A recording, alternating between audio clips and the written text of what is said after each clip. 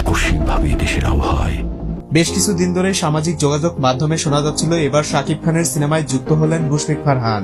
অবশেষে তা সত্য হলো, বলছি সব বিস্তারিত।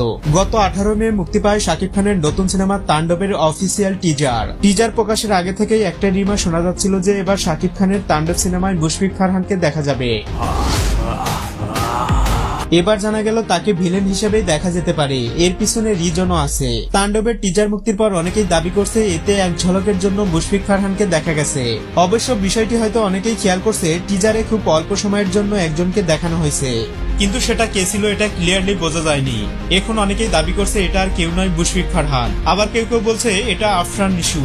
বাট এইগুলো শোনার পর এখনো চুপ করে বসে আছে প্রযোজনা সংস্থা, যা দেখার পর মনে হচ্ছে এদের দুজনের ভিতর থেকে কেউ একজন থাকতে পারে, নয়তো হতে পারে এর থেকেও বড় চমক অপেক্ষা করছে।